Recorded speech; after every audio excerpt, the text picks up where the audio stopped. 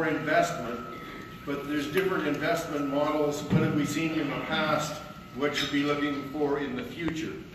And as I mentioned, 3 panelists, and Steve McLellan is a CEO of the Saskatchewan Chamber of Commerce, and on the far side, Gordon Kent, who's well known to everybody in this room, longtime irrigation producer at Hursh.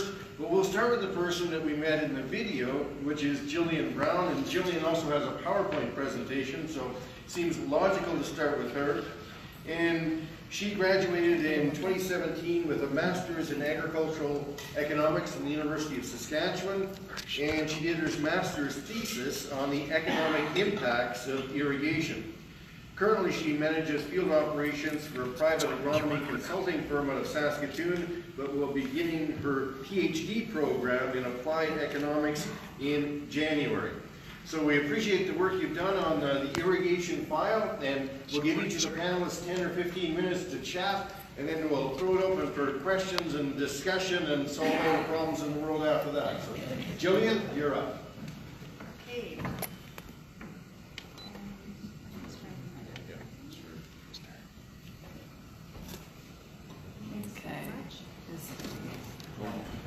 You guys might want to scooch out of the light. Sure. I can give it the... Yep.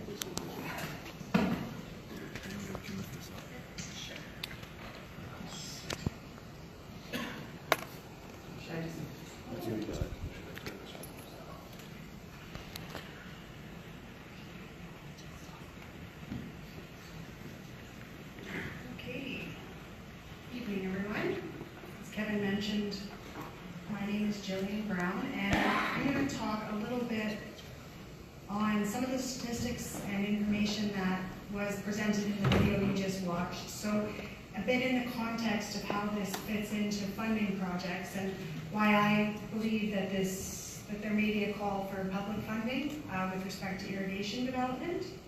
So it's not a huge deal.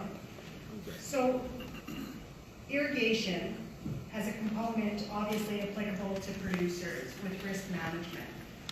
Water is a variable resource, and it's important that it be applied to crops at particular times and in particular amounts, and irrigation can assist with that, as well as diversification, access to different markets. So in a political climate that's quite volatile as well, on an international stage, having access to a variety of different markets and a variety of different crops is a clear benefit to the producer with irrigation. But there's also a community growth aspect of irrigation. So with the yield impacts that are achieved by the producer, we're seeing a circulation of revenue. So as that revenue is achieved by the producer, he's spending his money, he's generating additional dollars, and that ripples through the economy.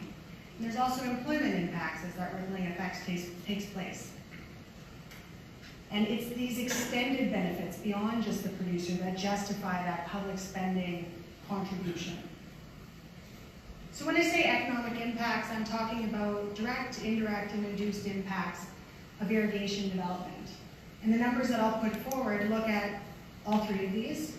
With direct impacts, we're talking about sprinkler systems, we're talking about canals, we're talking about electrical infrastructure and wiring, etc. The things that really are required to be purchased to get irrigation onto a farm. Indirect impacts are a result of that irrigation, so the increased fertilizer that's purchased from your local retailer, the additional storage that's needed, the transportation, the additional farming help that you need, and those are indirect impacts. Induced impacts are a further degree of removal from that original development. So induced impacts are, an example would be the wages that are spent by your new farmhand that's come on because of your additional production. He's now spending his additional dollars, and the impacts continue to grow. So when I looked at, these are numbers from my master's thesis, and when we looked at it, we came out with total output sales of the irrigation impacts between 2011 to 2016 of $101 million, rounding down.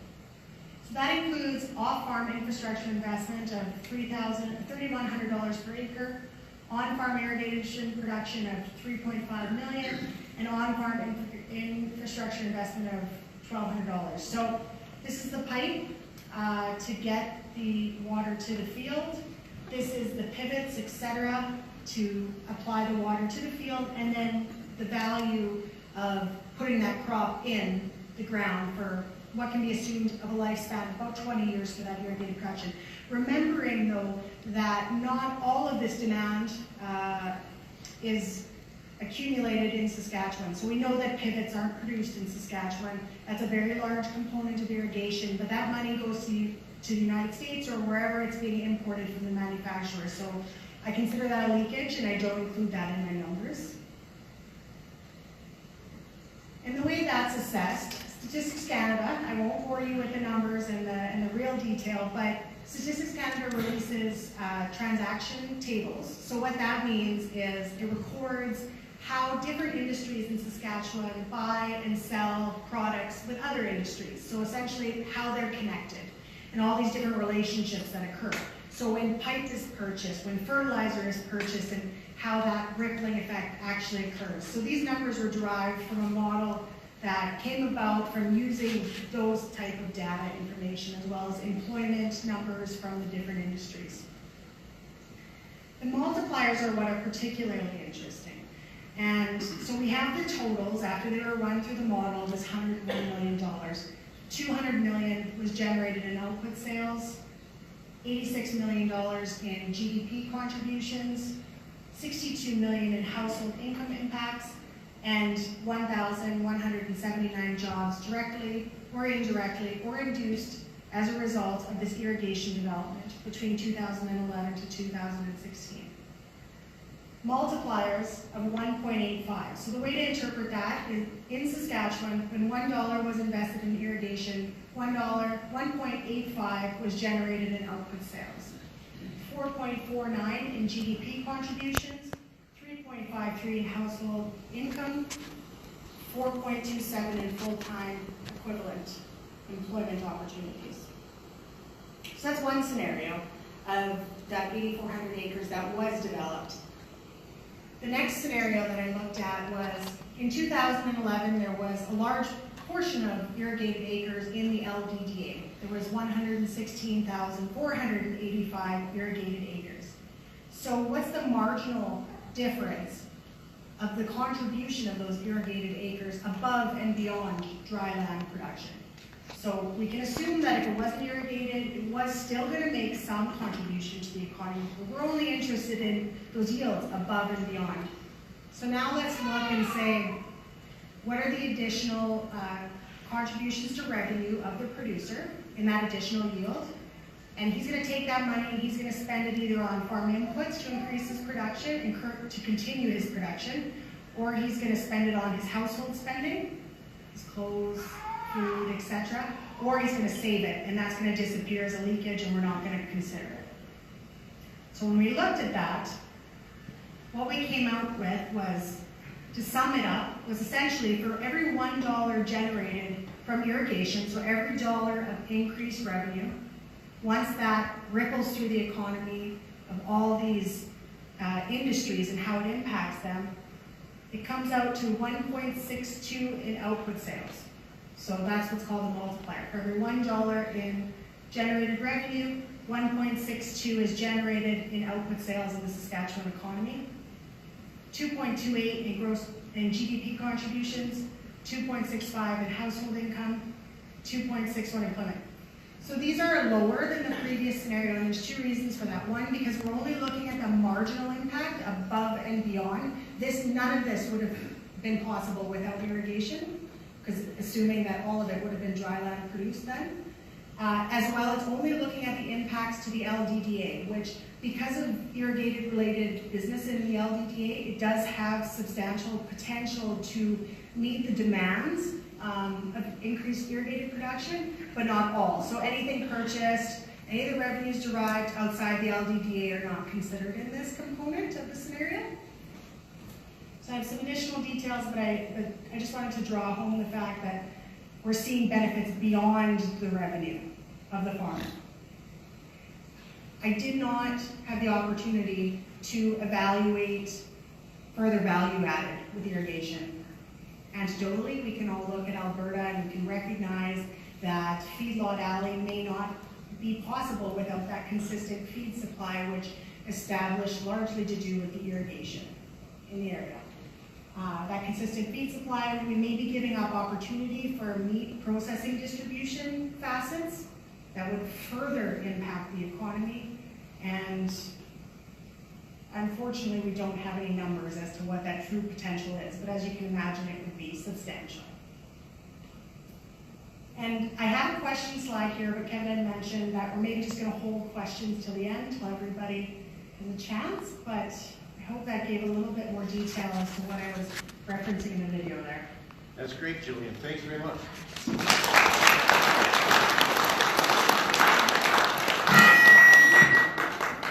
We can probably get the lights back up, and next we'll turn to Steve McLellan, who is CEO of the Saskatchewan Chamber of Commerce, a position he's held since 2007. He's had several senior positions in the Saskatchewan business community, including 26 years in tourism and hospitality.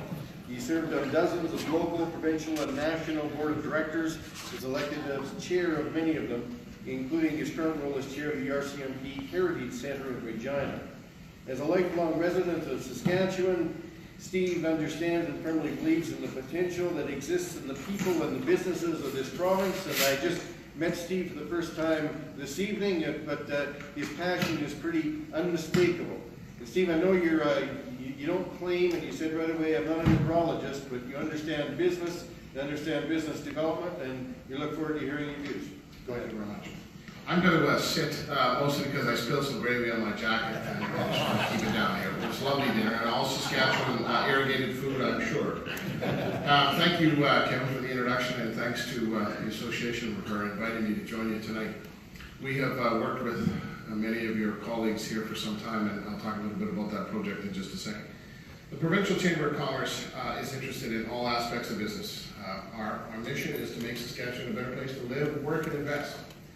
A lot of folks who aren't familiar with Chambers of Commerce would say, well, all you're interested in is corporate profits, and we say we do have an interest in that. As business people in the room, you will know that that's an important element, because it's a lot more fun to run a business that has at least a bit of profits than the ones that don't. The conversations at the dinner table and at the board table are completely different. But we also know, and this is our mission, we make Saskatchewan a better place to live, work, and invest. If it's a lousy place to live, as it was in the dirty 30s, people won't move here, they won't stay here. There is no opportunities for our young people.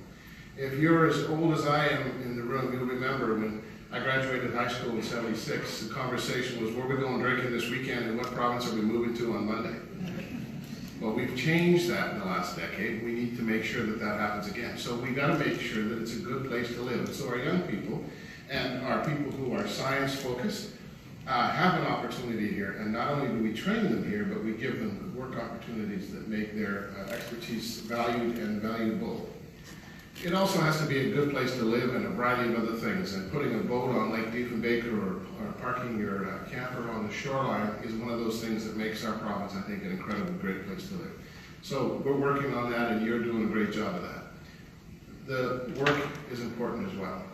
We have to have valuable work. We have to have work that pays us, the value that we need, and the kinds of things that you've heard here on this single project is a demonstration of the opportunities that are ahead for Saskatchewan if we join forces, which is, of course, the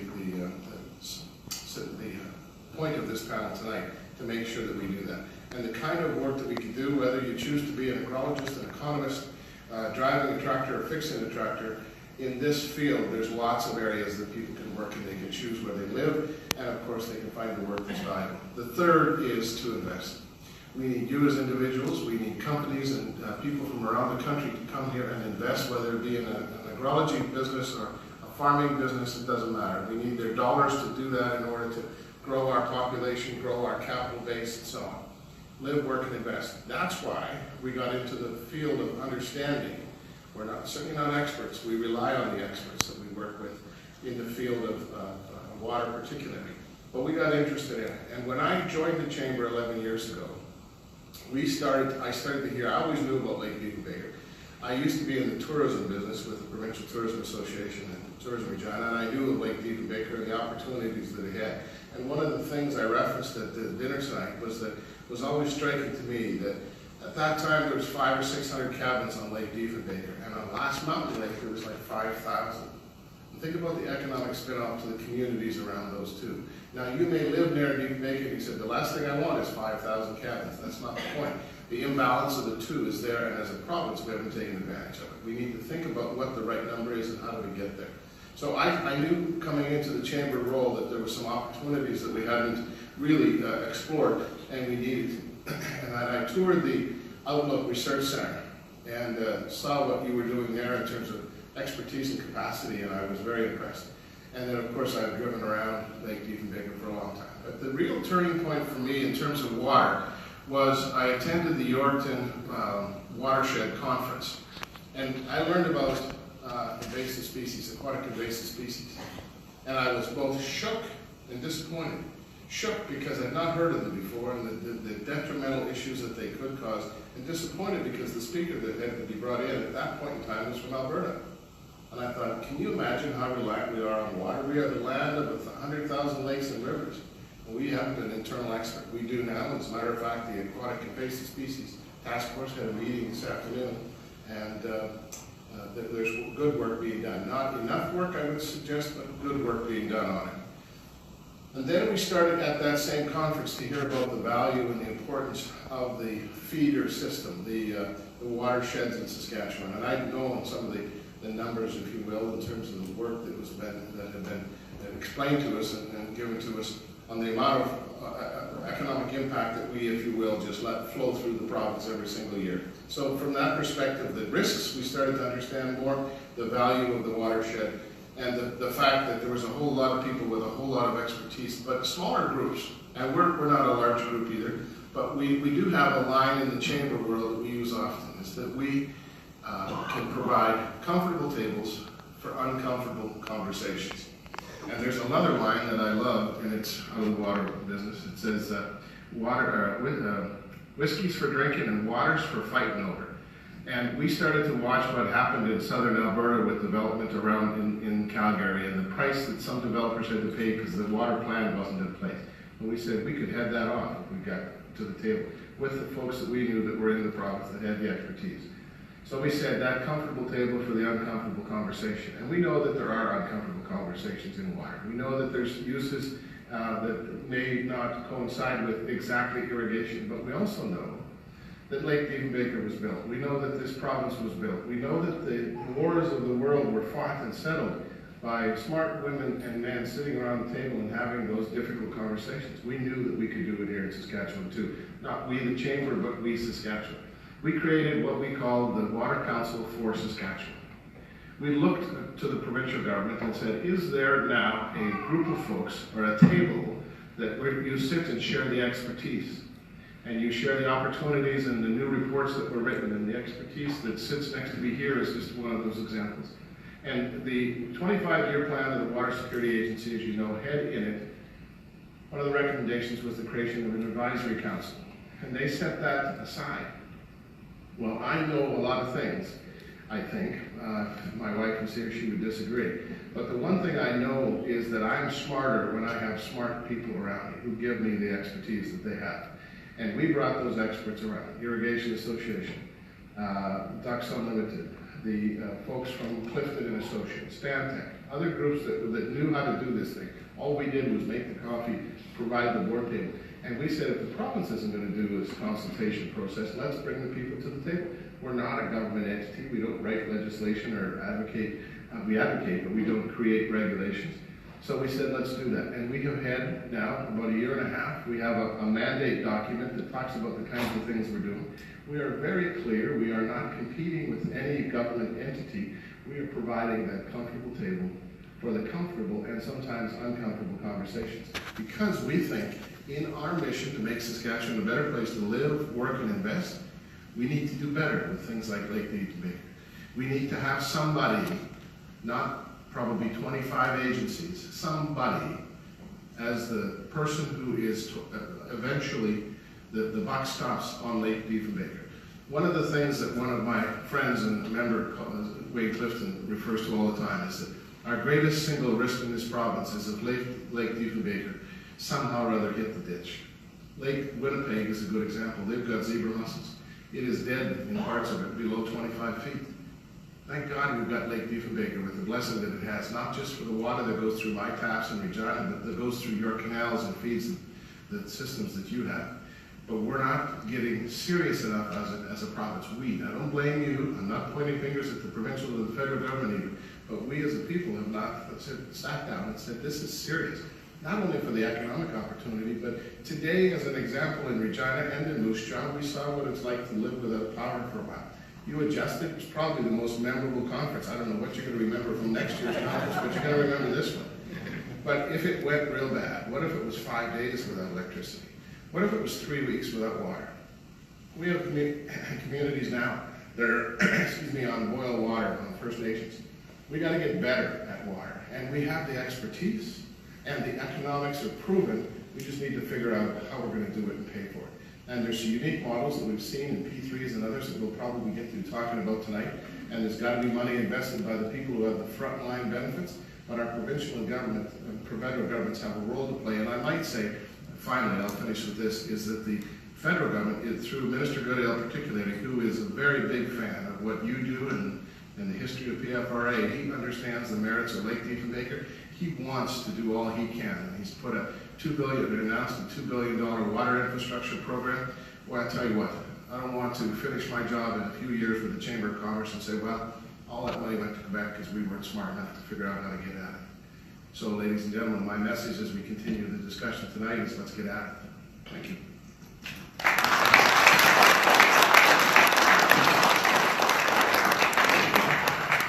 Hi, Steve. Thought-provoking presentation, and we look forward to the Q&A coming up. Finally, from the panel, we'll hear from Gordon Kent. And Gordon's got about as much gray hair as I do, and probably from a similar vintage. But he's a long-time irrigator at River Hursh. In fact, he was there irrigating since its inception, starting in about 1990. He was on the original steering committee and on the board ever since. So a long-time observer of the industry and of funding for the business, and has kicked around and knows everybody in the industry. And we thought we'd put him last on the panel to wrap up and give his insights before we head into Q&A and discussion. All yours, Gordon. Thank you. The old guy gets to talk about history. Okay. I'm going to follow the quote that's attributed to Mark Twain, although it can't be really determined for certain about the whiskey and the water. And when you get into this conversation about water, and irrigation projects really seem to be at the center of it and really trigger it, you wonder why it becomes so emotional and so controversial. And I think I can boil it down to this, I think, and that is that our life as we know it anyway, has got about 3 minutes before we start to die if we don't have air. We've got about 3 days and we start to die if we don't have water. And we have about 3 weeks and we start to die if we don't have food. And because irrigation is directly or indirectly affected, all those things are involved with all those things. I think that's why the subject of water projects and in particular irrigation projects starts to get, shall we say, interesting. So I'm not going to try to give you any answers, but I'm going to try to give you more to think about as we start to try to do these things. And I come from a point where it's been about 30 years since we started into this irrigation project. So it was interesting to see numbers that talk about 20 years. It was interesting to see the quotes that tend to tie to what I think. And we, 30 years ago, entered into what we considered to be a partnership agreement. And those words are on the wall behind the picture that was taken that day. And those agreements are things that you're going to have to enter into the future to start more projects. We currently are in a situation where with asset transfer, that's the last time I'm going to talk about it, we are renegotiating an agreement, is the best way to put it. And if you're familiar with partnership agreements in general as a business, and you start talking to an accountant about that, and the first thing the accountant says, what do you want to do that for? it's going to end as soon as somebody dies. And partnership agreements tend to have that kind of a problem. They have this indeterminate life to them. We're all enthusiastic when they start, and we'll sign on the bottom line, but then things start to change, okay? And what goes on is that there probably is about 3 things that start to creep in after a period of time. I'm not going to say 30 years because it's probably going to be different for all these agreements. And that is, the first thing that starts to creep in is this concept of replacement. Well, there's a few people in the audience that own tractors, and I have to try to explain to students when you figured out when you should trade that tractor, when you should unload it. And there were really 3 reasons that you replace things. First of all, it could no longer be fixed. It was broken and you can't find the parts. You don't have any choice. You're replacing it. Okay, the second thing is that there's something better out there. And I know people who have versatile tractors, right? There's always something better coming along, and that tractor doesn't quite do it anymore. We need to start thinking about replacement. It's not up to the job. And we could say it's not big enough, or whatever. But lastly, but most importantly, you start replacing it when the cost of repairing it gets to be prohibitive. In other words, you're into replacement. The interesting thing about that is you don't know when to replace the versatile tractor. It isn't measured in years, it's an ongoing business decision. And yet we're writing partnership agreements that we somehow think have terms. And we're getting into trouble when we simply start talking about replacing. But that isn't the end of the story. Because the other thing that goes on is that there's these pieces, like this particular example I'm talking about, which is expected to have a life cycle when it's built. But what's a life cycle? Well, if you ask an engineer, they can start to figure out how long that component is supposed to last. It's designed and built to last that long. But everybody knows that, well, we want to make sure that it lasts the cycle. Let's make it a bit heavier or better so it lasts longer. So even the concept of a life cycle starts to become something that is indeterminate. So we no longer can sign an agreement where we say for so many years you have to keep fixing it. But we don't know when the life cycle runs out. Might be sooner, might be later. And lastly, but not least, there will come a time, partners won't die, but the partners will start to think about, well, maybe I want to be out of here.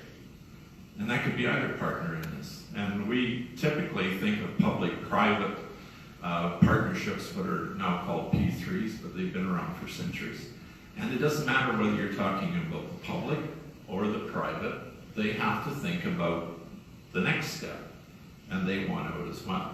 So that's the challenge we've got. We have these partnership agreements that are going to have to expire, but when we sign up for them, nobody knows when that is. So how do we manage that? That's where you get to if you're into renegotiation. I'm sorry, I did it twice. Anyway, what we have to do is to start thinking about keeping the conversation open. You don't just sign the partnership agreement and then go about your business for the rest of your, whatever that time is. You have to keep coming back to your partner. And anytime you form a business with a partner, you have to do that all the time. I know I teach my kids this. You better have regular meetings. Sit down and talk about what's going on. Plan what you're doing next. And you keep the partnership alive. If you don't, it's not going to stay, it's not going to be successful.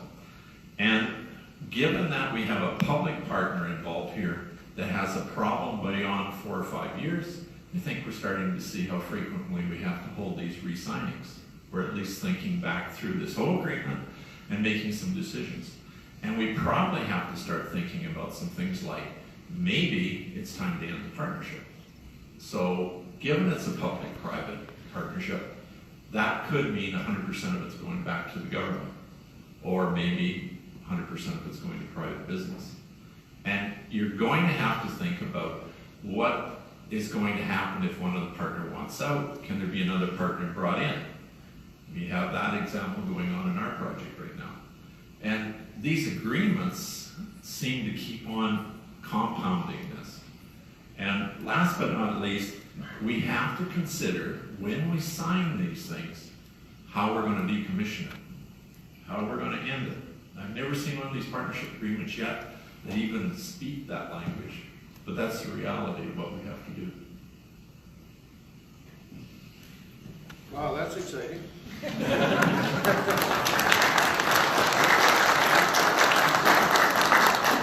No, seriously, very thought-provoking and I think very useful. We'll throw it open for questions. I got a whole bunch of questions and I'll start asking, but I'll keep trying to scan around the room and just wave your hand because I don't want to monopolize this. Jillian, we'll start with you. And I just came from the trailing farm saved seed royalty meeting in Saskatoon today. And that was some heated emotion in that. But all of the research shows something like a 15-to-1 multiplier for anything you invest in variety. So, God, the government should be ponying up and spending money on varietal development because look at the huge multiplier effect. And we shouldn't have to pay for our new seed varieties. So I just wonder, I appreciate the work, but I wonder how much fudge factor there is in multiplier effects and multiplier calculations, and also how much weight does it really carry in public discussion? Well, I guess fudge factor, and I respectfully disagree with that. Well, how much is open to interpretation or methodology? Yes. I mean, it's like any scientific review or study, you have to be respective of the assumptions that were made in the study. For me personally, I tried to be as conservative as possible. I did my study in a time period that was considerably wetter than normal, right? So those numbers should actually be probably larger than they are. But I guess the other thing to consider is, yes, it is, you can't think of it specifically like an ROI because it's not one person getting all that benefit back or that impact back. It's the economy as a whole, and yeah, it is one way to spin it to say this is a return on investment, etc. But it only matters to an entity such as the government that considers that a return. So I don't know. That's the challenge, right? Like when you're talking about the economy and on any level, that's the challenge. When it's not private business and it's dollars of revenue, and that's why it is so hard to try to convince for public spending, because what you can actually see is the revenue gained by the producer, which is more difficult to appreciate and understand is these different benefits. But Yep. I don't know if that answers the question or if I just explained to you what you already know. Well, economists, you know, they should be one-armed because they always say on the other hand. But I appreciate that it's difficult, and it's great that somebody has done some analysis. I think that it's just marvelous. But unless you really delve into the analysis and like numbers, I just wonder how many people it just goes over their head now. The multiplier for this is this. You know, and then you take indirect benefits, and you know, and every dollar you spend multiplies numerous times according to whoever's making the argument. Sure. I mean, I guess it comes down to, do you believe in economic impacts, period, and how industry affects. And that's something that we should be cognizant of because, you know, we particularly as producers who are exporters, right, we work on international trade, and that's a huge thing for us, and those are real impacts, and these are real economic factors that are changing our livelihoods. But I mean, you can only preach that so much, I guess. Steve, as the chamber decides which projects it wants to throw its weight behind, does it look at multiplier effects? Does it do an economic analysis, or do you guys just try to go with gut feel? Now we just try and figure out the fudge factor of it and run with that because that's the only one I understand. We trust the numbers and we trust the science, and we haven't in this province done that for a long time. But here's the other harsh reality. There are good scientists right now doing work on the cost-benefit analysis of early childhood education. There are lots of people doing work right now on the cost-benefit analysis of keeping one person out of jail. 150 grand a year, for example, in a federal prison. You can do a 25-year life sentence. What could we have done for $200,000 to keep them up? So the ROI is important, but I'll tell you what, nobody ever spent GDP. So we got to trust the science has got to be there. But the other thing, two things I think you need, is you got to have skin in the game. You do already as landowners, as technologists, as people who understand the three regions particularly. You have the science that leads you to share with us the benefits. But you've got to also get the two things. One is the enthusiasm, so they get excited about this with a plan behind us collectively. And the other thing is get those other dollars that are coming to the table. The federal government wants to do something in this field big time. The other group that we haven't talked about in this particular one is the Canadian Pension Plan. They were in Saskatchewan years ago. You recall they bought a bunch of farmland. The provincial government said, no, you can't buy any farmland, and away they went. Well, they couldn't buy any more. So I'm not here to debate the fact that they should own farmland or not, but I am suggesting that there are firms like that do want to invest in large-scale programs. So what about if we said, here's the economics, thank you, even with, and I won't say fudge factor again, I'll trust your numbers. The bottom line is we have the science, let's bring them to the table, let's bring the federal dollars to the table, and then we go to the province. Because the federal government right now believes these reports. Minister Goodale particularly, as our lone member of the cabinet of the Liberal government, believes in the potential of this industry particularly. So bring him together with some of these other folks, with a plan that creates enthusiasm, things like your video and more public presentations. Then I'll tell you what, the provincial government's going to say, there's a parade, let's get in front of it. Steve, has the political climate changed? Because we've seen over the years it blow hot and cold. With the imperative, in some people's minds at least, on climate change, is that changing the picture and changing the landscape politically? And how far away are we from the next federal election? And what's the results of the next federal election? Will Mr. Goodale even run in the next federal election? And these things tend to not be accomplished in a year or two. No question. And so I think there's a couple of reasons. I think he will run again. He's indicated he's going to run. Will the Liberals win? I don't know. Historically, that's worth betting on. Most first-term governments get a second term. And even if you said, no, they're not going to, let's keep moving, because those programs, if the Conservatives did take over the federal government, they're not going to eliminate the programs probably in the first year. So let's get busy and figure it out. The landscape that you referenced has changed. We didn't used to think about carbon taxes. We didn't used to think about mitigation and adaptation programs, but the province is really thinking about this now. As a matter of fact, in a meeting we had with then Minister Moe of Environment, he said, all I get to talk about is carbon and water. And that's all we have talked about. Not the kind of water you want. This was the Quill Lakes Challenge he was focused on. Then he became premier. He knows this file. So it has changed. But the other thing that's changed with that is a greater understanding of the merits of the kind of work that you do in terms of mitigating carbon greenhouse gases. And the more agricultural practices and the more science we put into the ground, the better off we're going to be there. That's where we haven't taken the conversation. There's lots of people who talk to me and say, you know what, all we're talking about is no carbon tax. We're not talking about all the other things that we could do. We should not have a carbon tax, I agree with that. But what else could we do? Zero-till, bin-till. They were created in Saskatchewan, largely.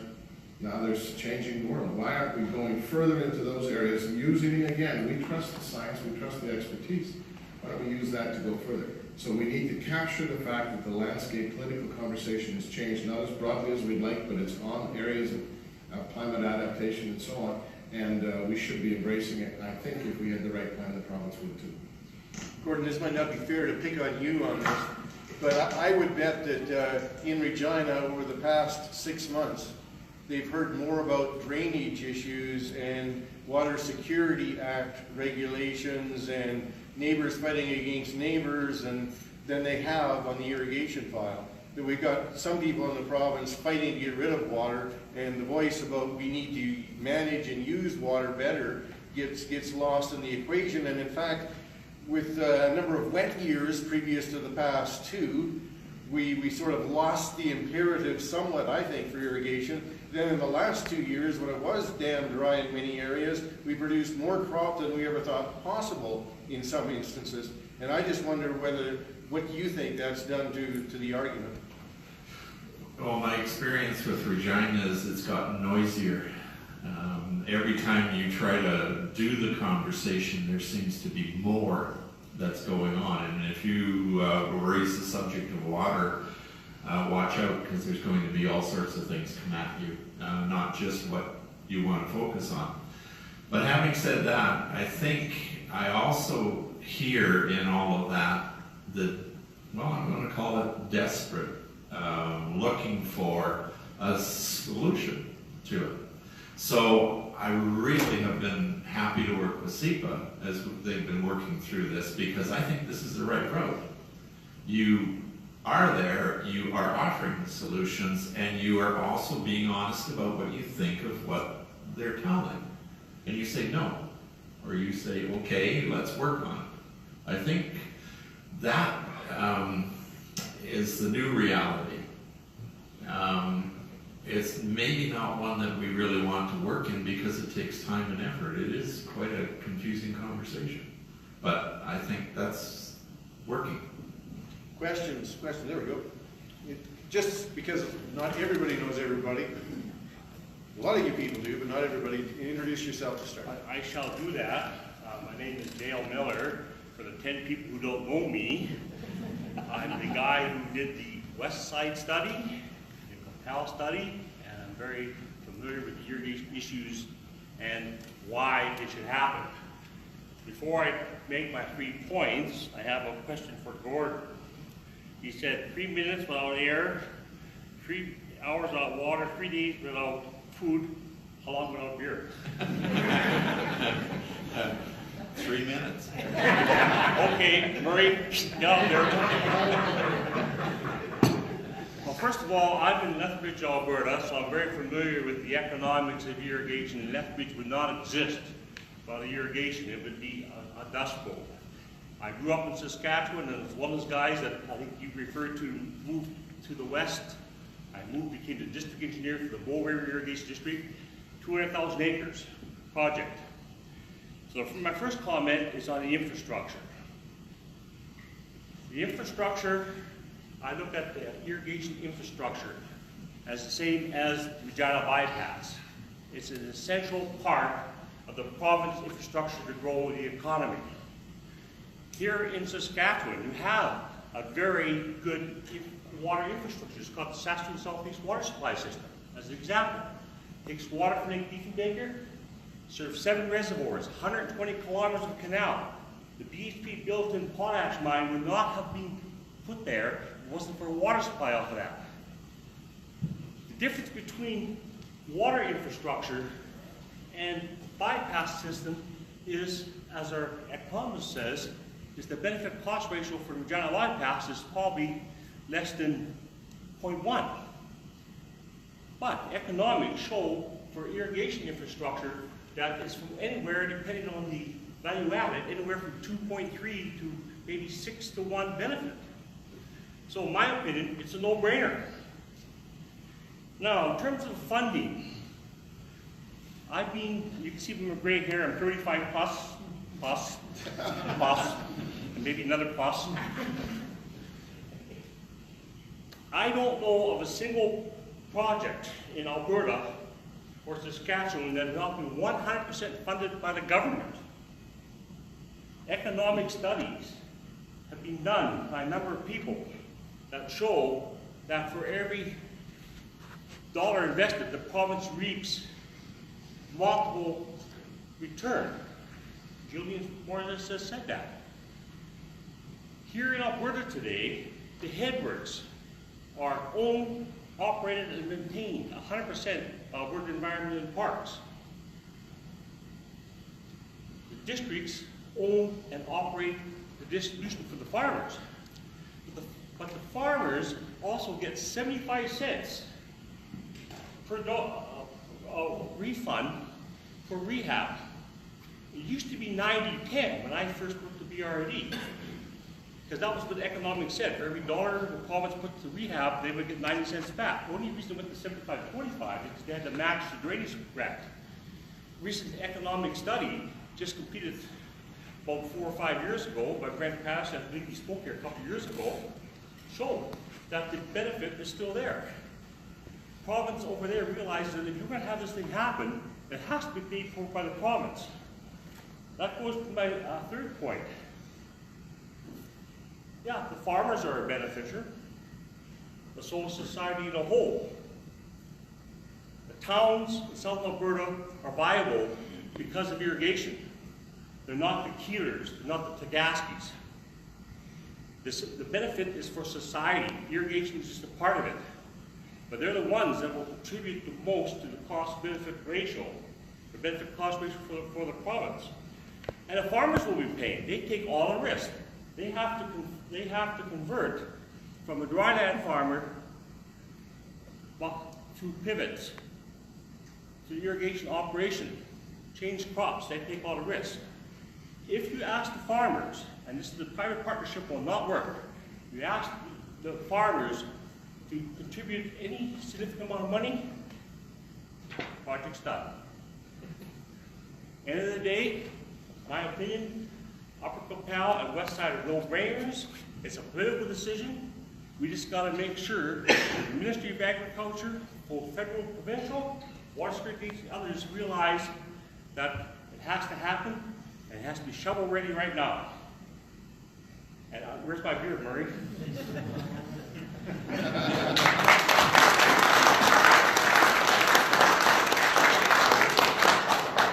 Thanks, Dale. Appreciate that. Gordon, do you have any viewpoints about that? That it needs to be government money that makes the infrastructure happen?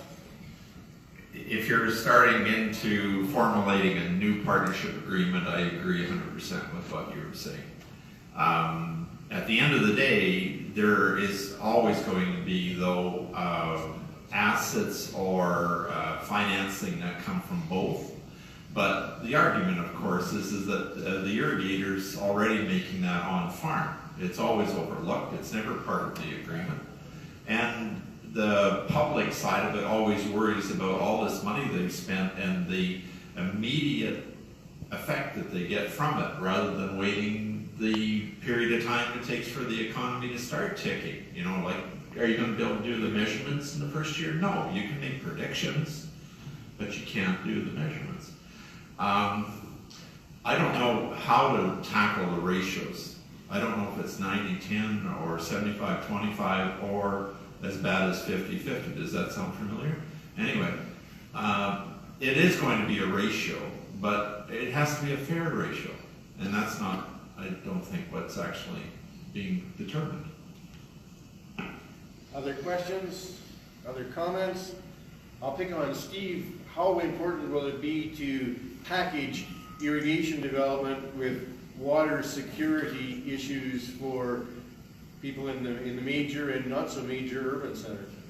I think it's going to be critical, and I'll reference what the doctor said a few minutes ago, is that, doctor, right? Next year. You'll still be a good doctor then. The value-added stuff. We saw pictures here of the meat packing plant and some of the value-added pieces, and we saw some of it that's actually happening now. But I think we have to go full bore as a province, and I would think places like Western Diversification would be quite interested in helping with that study to say what would it look like. It's one thing to say if you build it, they will come. It's another thing to say, okay, here's exactly what that place would look like. A meat packing plant on this one, or a chickpea place, or I don't care what you do, it doesn't matter, but I know that those places will do it. And it's the same thing with the bypass. We put 1.4 billion, whatever it is, into the bypass. They knew full well that people are going to buy motels and build motels and gas stations and neighborhoods around it. They didn't have to do the economics of that because they knew that's what happens around it. But people don't know it about irrigation. The other thing I'll talk about just for a second with irrigation, it's on the value add, is if you're thinking we need to build irrigation or infrastructure so that you can take water from whatever that is and put it onto land, you're thinking too small. We should be thinking 40-inch pipes, maybe. Dwayne, I'll let the engineering to you. We should be thinking 40-inch pipes, though, that take water out of Diefenbach or wherever you choose or how many points you want, and take it to reservoirs and store it there. And then one guy grows chickpeas, another guy grows chickens that are, you know, served only for Greek restaurants, and you use it on your fields to grow chickpeas. I don't care what they are. My point is, multiple use is going to be the answer. And then we start saying, and then of course that 40-inch pipe also feeds the city of Regina, because it was referenced here about, you made a comment about buffalo pound. And, you know, it isn't. It's a pretty late on a calm day, but you don't want to dive off your boat in the middle of it, perhaps. We need to think about those things, because I'll tell you what the cities are going to do, Moose Jaw, Regina particularly, when we get low water in Lake Diefenbaker, because we didn't have that 40-inch pipe. They're not going to lament the economic development we didn't have. They're going to say we have no water. So the economic development in downtown Regina doesn't happen. So you got to think bigger. This is not just irrigation. This is water infrastructure. And you're just one of the users, and you need to be front of line with the expertise that you have, certainly, but it's much bigger than just putting water on crops.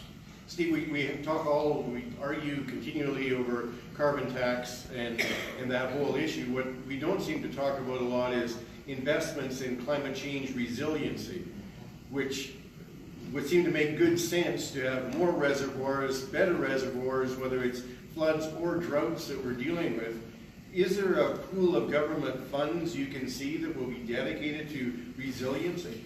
Well, absolutely there is. Mitigation, adaptation are keywords in a lot of hundreds of millions of dollars of federal funding. This is Infrastructure Canada Disaster Mitigation and Adaptation Fund. It's a $20 million eligible projects is where it starts. So, you know, you'd have to be a partnership project, a large enough one, but nothing that you folks couldn't collectively do. And this is the $2 billion program. So yes, it's all over. Now the other thing is, this is one that's available to us now. You'll know that if you've watched the news and any of our provincial politicians, the answer is no to a carbon tax. And because of that, and we don't agree with the carbon tax, so we support it. But it's meant that some of the federal mitigation money we haven't had access to. The federal government has said they're going to implement their carbon tax on Saskatchewan in April, which when it's imposed, we will have full access to all of the rest of those dollars. So getting to know what's out there now is very useful. We're actually working on a project right now on a policy to determine how that money that's spent, if the carbon tax, and I'll be very brief, I'm sorry, but if the carbon tax is imposed, 6% of it will be rebated to small and medium-sized enterprises. Year one, that's $30 million. Year 5, that's $85 million. Over 5 years, that's $285 million. Imagine if we said, okay, we're going to put all of that money towards the processes where businesses could apply and get a matching dollars to do carbon reduction programming, whatever that means, HVAC for a building like this replacement, better crop equipment, more irrigation, I don't care. Instead of us just letting that money go back into education, healthcare, or something else. No problem with education or healthcare. But if we take that money out of our pockets, because it's for pricing carbon, let's make darn sure that when it goes back into the economy, however it does, it makes a difference. And that's a $285 million pool just for Saskatchewan. $2 billion here across the country. And the minister who announced this is the public safety minister, full-time residence, Regina, loves irrigation and irrigators and water. I'm putting the pieces together. I'm putting the puzzle pieces on the table. Let's figure out a way to get them together.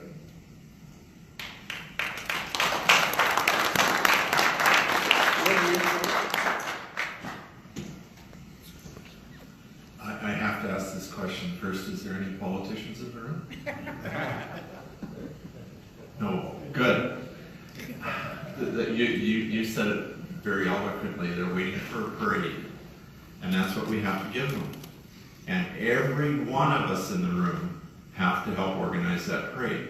So all you people who work for government, sorry, you're not off the hook because you're part of this agreement. It's all of us have to give them this parade. And like I say, in Regina, it's noisy. It's the special interest groups that are there all the time. And we have to be able to put the message in there time and time and again. And we have to have the proof of why it will work. That's what has to be done. How do you start the parade? Or how do you start the parade and get enough people so you don't just feel like you're a one-man band? I think the parade exists. You saw it going on today in the room. But we just have to get the message now to those politicians. Grant? It kind of follows up. You almost hit the question when you're asking. I know Gordon's answers, I don't know. And I'd like to ask it to the panelists too. Like we presented a paper to the minister, deputy minister, about 3 weeks ago, with talking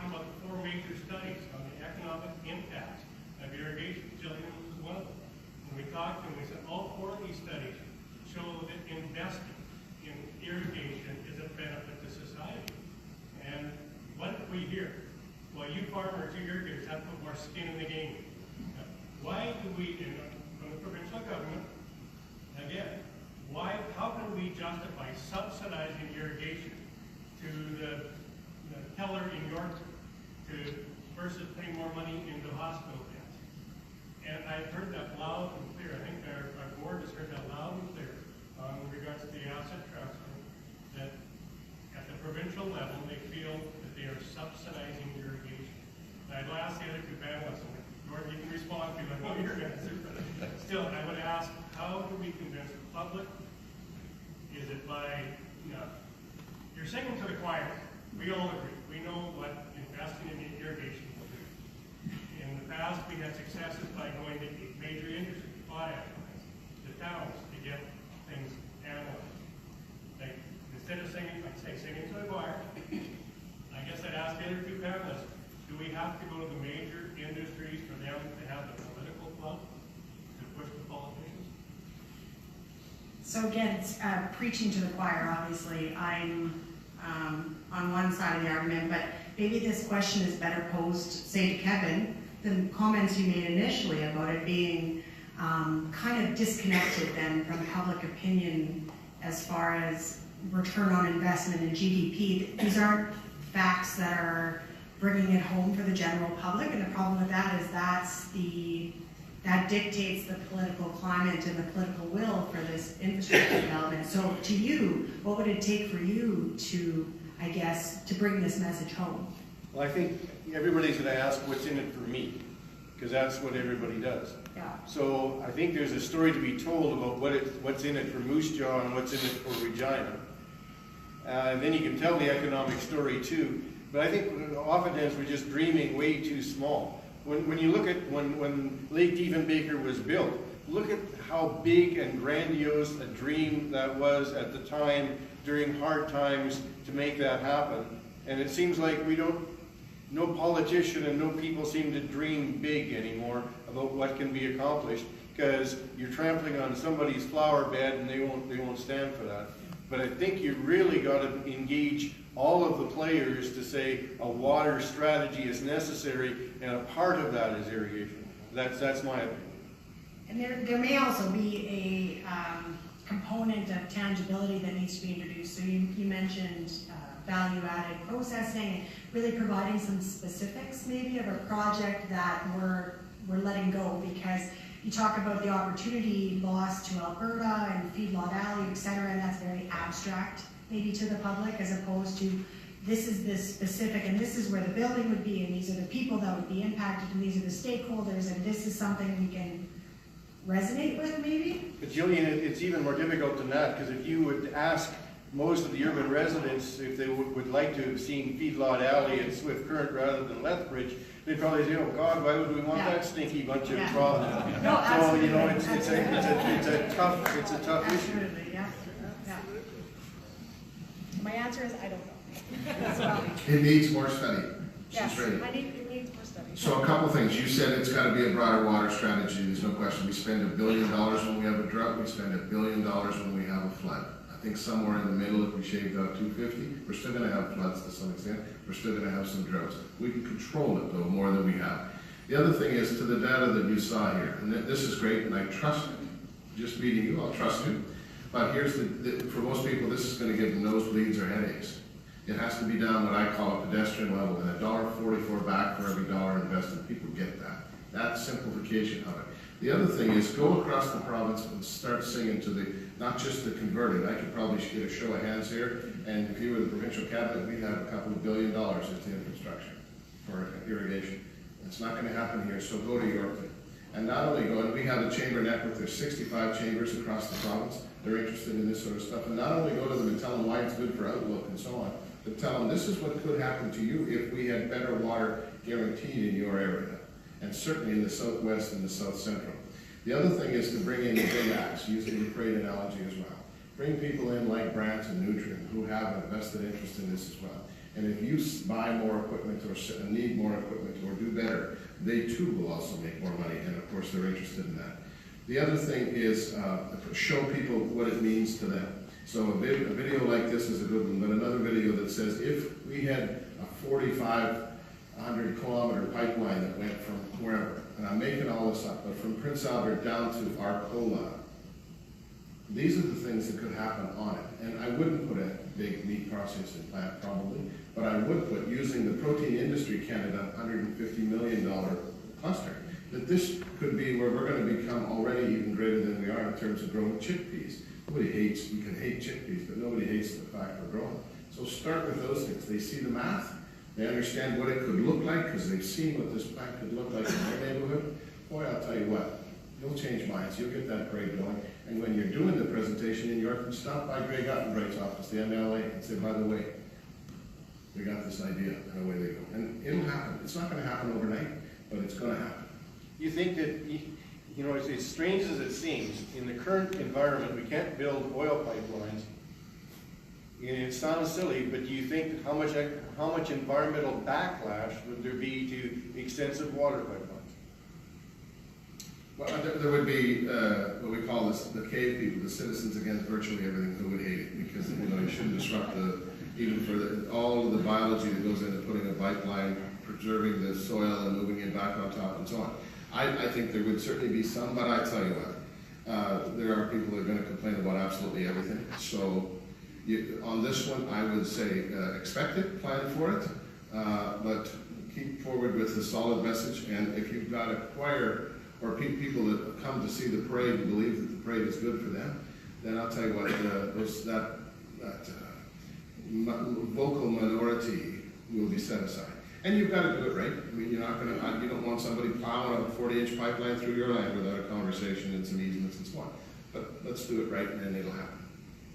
Other questions? Yes, sir. There's zero fear on cleaning up a water spill from a pipeline compared to an oil spill. I agree. So I do not think there would be any backlash whatsoever to put a water pipeline. Well, when you start to get easements to go across people's land, I'm not sure that would be quite as easy. You can't sell water, you can sell oil, so the easement factor and the value of it would be less if it's going across the land and the environmental is less mitigated. I agree that the environmental issues should be handled, but I would have predicted that you could also convince people that oil pipelines are a good thing, so I always double guess myself now.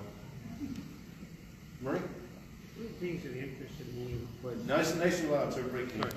One of the things that interested me was the concept of partnerships that you spoke of. And I think we've all been through it with father-son or that kind of thing. But he mentioned very clearly, and maybe we haven't sent the message to our partner consistent enough. And I know from the comments back here, we have tried. But partnerships do dissolve. So one of the things he mentioned was communication. And how can we get our politicians, let's be honest, you guys, our provincial politicians say there are benefits for the irrigators. What about all the dryland farmers? That's the reality, you guys. I hate to admit it, you know, but the dryland farmers in this province outnumber us, right? That's fact. The government of the day says, we've got, 100,000 dryland farmers and 20,000 irrigators. Who are we going to satisfy? I think you know what I mean? I think you're going to have the guy, other than my friend Greg here, neighbor down at Keebrey, and they're in a little bit of irrigation, but the rest of us around there don't understand irrigation, and if we think of irrigation guys are getting a whole schwack of money and infrastructure that we aren't going to say, what are you doing for us? It doesn't buy our vote. And I think it's quite true. You don't have the critical mass of irrigators is not very large. You guys don't fill rooms bigger than this very often. If you had a hotly debated issue on drainage at Quill Lake, I think you could have 3 times more people there without a lot of advertising. So I think there's some practical issues that you need to deal with. You really need allies if you're going to make this happen, I think. Other questions? Roger, I'm going to pick on you because I've been away from the whole irrigation seen and working with you guys for quite some time, and I don't understand what's happening, and you were telling me a little bit about what's happening with current infrastructure and the partner, and can you tell me where that is all at? I'm sure most people in this room understand it, but in my case, I don't entirely. Can you explain a little bit? Well, Gordon certainly started that conversation, but the larger projects around the Irrigator were constructed primarily with government money. Some are really old, like SSRED, 57 years old. A lot of things have to be replaced. A lot of things have to be replaced on River Hursh and Luck Lake because of inferior construction with pipelines. And so now the government has said they don't want to own these assets anymore, as they call them, and they want irrigation farmers to take them over. And we're willing to do that. But we want to take over a system that is viable and working and in good repair. And so they put up a fund of money to help us sort of get to that point somewhere down the road. But they keep coming up with the sort of the shared ratio that is way out of whack, meaning 1 to 2. And we know, Dale talked about that, that the ratio should be at worst 1 to 4, meaning 4 parts government, 1 part farmers. And someone mentioned about the money that we put in as farmers. For a new irrigation project, it may cost $5,000 an acre for the infrastructure. The farmer's going to put in the order of $2,000 an acre. Well, that's a pretty fair chunk of the total thing. So getting back to this transfer thing, we want to do it. We will do it, but the conditions have to be right. And the partnership that Gordon talks about is not fair right now. And so I don't know where it's going to end up with, but there's going to be some pretty tough discussions ongoing as there have been in the past number of months. Do you think if you could come to an equitable or an agreeable sharing or transfer, that would be the time for the government to also kick off a major irrigation expansion? Does that make it more palatable from their point of view, from an optics point of view? No, they're the opposite view. Very clearly, former Minister Stewart from Agriculture, at this conference last year said, no new development, period, until you take over the assets. He was crystal clear on that. And our new Minister of Agriculture has said exactly the same thing. So, as far as the provincial government right now is concerned, new development is dead until this settlement of the projects that are now in existence. If you go back, I'm probably the first one in the room, but going back to 1958, that I mentioned to you, Kevin, when the South-Sask project was undertaken, the province had the sole responsibility to develop 500,000 acres of irrigation. I checked with that with someone at AFC 2 days ago. That has not changed. There's been no amendment to that order in council. Saskatchewan is on the hook to develop 500,000 acres. That's their commitment. Their commitment also is not just the construction of that, but the operation and the maintenance of $500,000 of acres into the future. And over the last few years, it's been sort of chipped away, and so we're paying the operation, and we're paying the maintenance and stuff like that. So I think farmers have gone way over and above what was the original agreement going back to 1958. Thanks very much for that background. Very appreciative. Yes, sir. I'm Murray Casper, Chairman of the SSRI Board of Trustees. I want to start with a little bit of background. First of all, I'm going to tell you that it's about $170,000 to develop, on-front costs, to develop a quarter section after the water comes to the quarter section. Now, if you look at SSRID, we're roughly 41,000 acres. Do some depreciation, any way you look at it. The private investment held by farm families and individuals in that district is, $50–60 million. So the farmers in the district have some skin in the game. And now for a little bit of background, the ministry, in cooperation with our district and the third-party engineering firm, did a valuation or a estimate of the costs it would take to bring the district back to its original condition. Those numbers were new in about 2015. They come to about $150 million. The current offer that we're dealing with in regards to this asset transfer is a contribution by the individual irrigators of about $21 an acre for 5 years, in which the government would partner with us and commit to 2-to-1 ratio of about $42 an acre for a grand total of around $63 an acre. 63 an acre per year for 5 years? Per year for 5 years, culminating in a lump sum of about just short of $10 million at the end. And then beyond that, we have been told that there will be no commitment at this time beyond that. So we're looking at the current dollars, about $140 million deficit between what it takes to fix.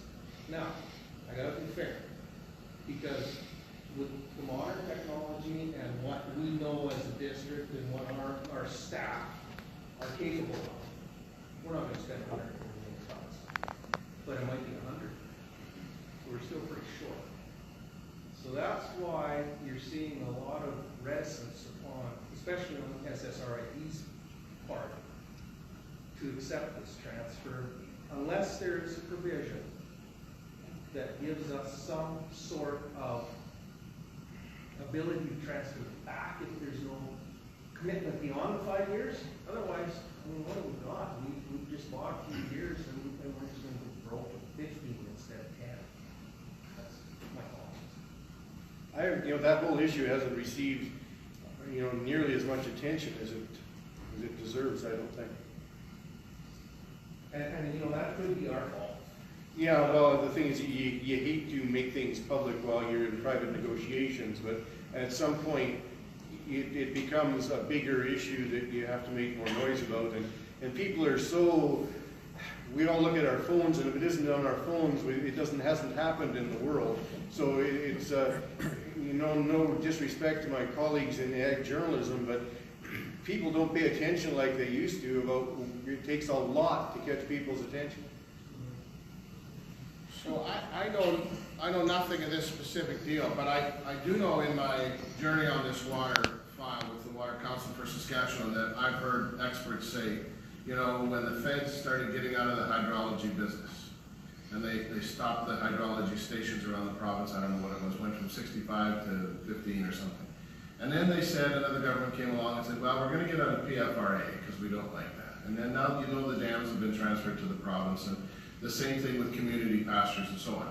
And so I'm only saying this so I don't swear to myself on the way back to Regina tonight. Be cautious that if you accept those assets with a finite deal, and at the end of it, we're talking about leasing or owning equipment, you make darn sure that they're not getting off the hook, that the governments of the day are not. That's where the bigger plan could come forward and say, no, we got a bigger deal that's an opportunity here. Because, again, the experts have said to me, the loss, including Minister Goodale, the loss of PFRA meant a loss to Saskatchewan. Because the government said, well, we're not really interested in it. If the government of Saskatchewan is not interested in owning this infrastructure, when they're making money off of it, the PST alone that they're making off of this stuff, the corporate taxes they're making off of it,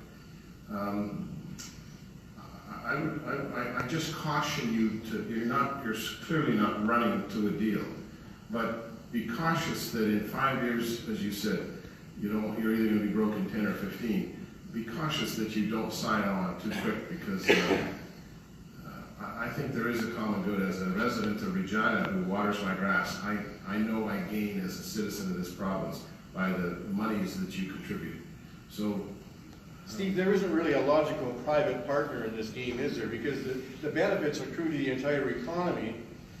A private partner wouldn't seem to make any sense. Well, probably you're right.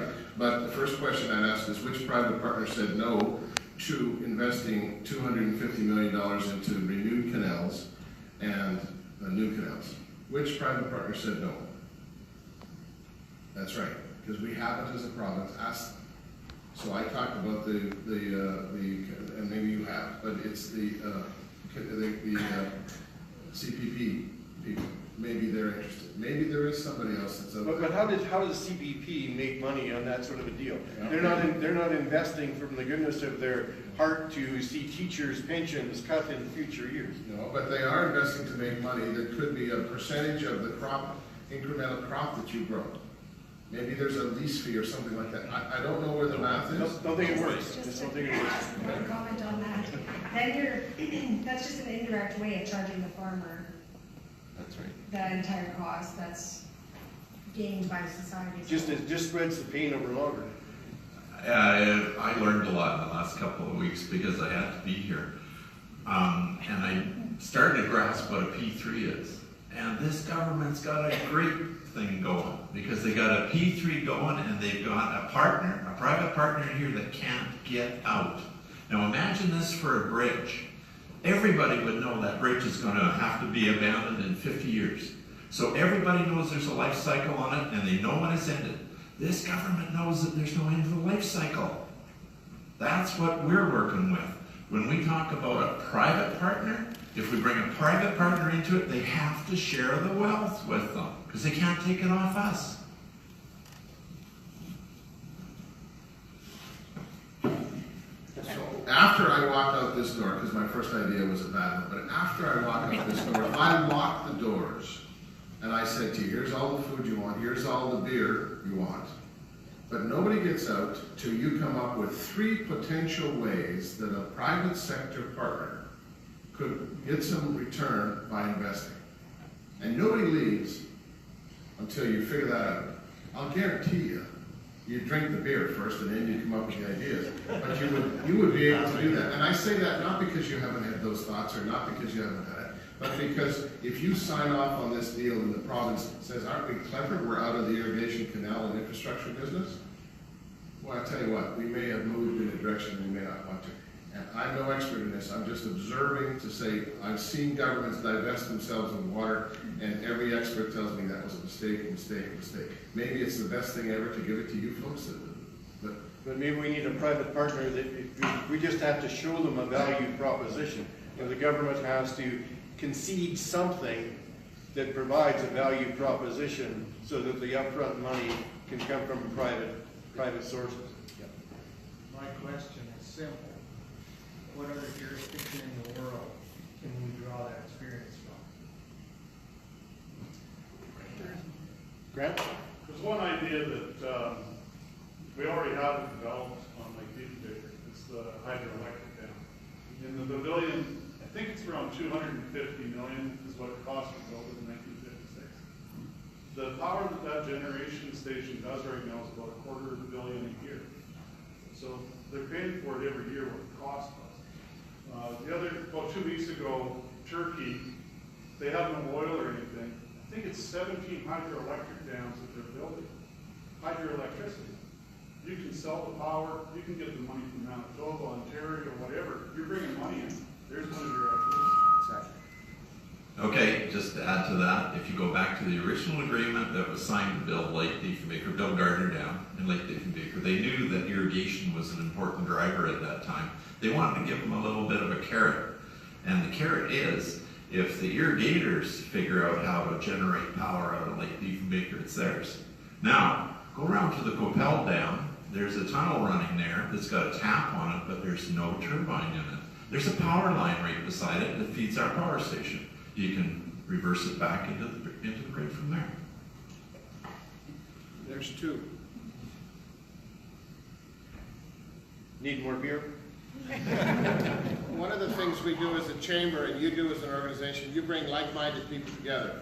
And in my world, I used to say, oh, here's a business person A and business person B, and I try to be a matchmaker. You know, you do this and you do this, and I've stopped doing that.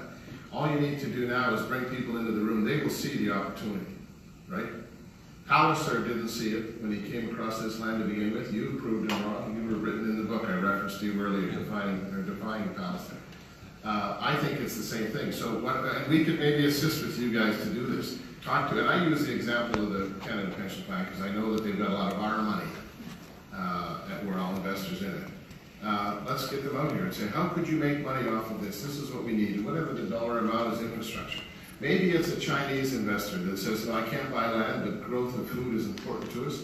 Maybe they would. Maybe it's an American investor or a Saskatchewan. What about Brett Wilson? He knows about pipelines. He's one of the largest landowners in Saskatchewan. Have we asked him, what would he do? How could he make money out of this sort of a process? If he says, I have no bloody idea, don't let him have any of the beer, kick him out of the room. But for the rest of you, we've got 2 ideas in 5 minutes. They may not be great ones, but they're the best ones we've had. So before we turn the irrigation taps off, which nobody's suggesting we're doing, let's think about how we can not just keep it at the status quo, but how we can triple it so that Baker and Gardner's dream was really achieved.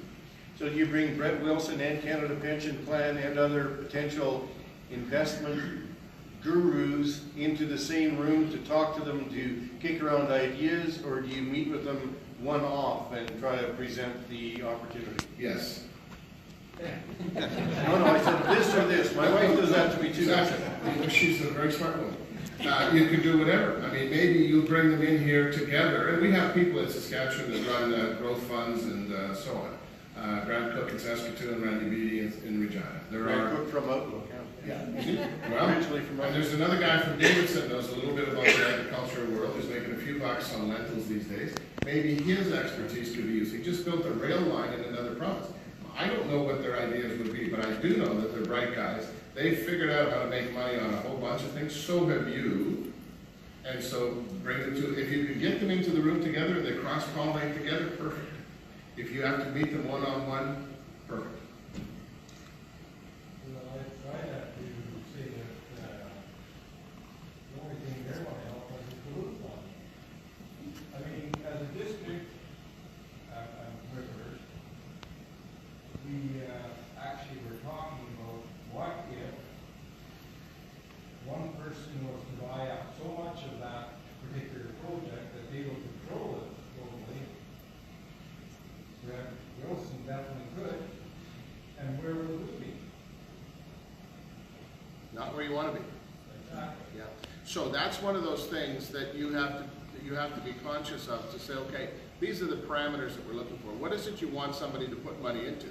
To buy your land and the equipment that's on it? No. I think it's probably more of an issue. I don't know this, but I would suspect it's more of an access to the canal that's running water consistently next to your land. Okay? You can also frame it with respect to similar to the idea of a production contract where you're enticing a business to come in and invest that needs a stable supply. So you mentioned pulse protein. So what if we had a pulse processor committed to working with a producer to develop that infrastructure in exchange for production guarantees? I would think that one obvious one would be to make sure you talk to the protein super cluster that's just trying to get its feet underneath itself and wanting to turn the prairies into a protein super. Because all the talk about value added kind of leaves, not that I'm saying we should leave the government off the hook by any means, but talking about value added leaves these value added processors off the hook for developing any of that infrastructure it would need to backstream, kind of fulfill what they need. I think that's an interesting idea, and I think maybe if no one else has a burning question or comment, we'll leave it there, because we don't maybe want to get sidetracked. But I think that's an interesting thing to explore, is funds, investors, entrepreneurs, local and international and national, that might have ideas and might find a way and a willingness to be a partner that would make this thing go forward. So with that, let's thank our panelists.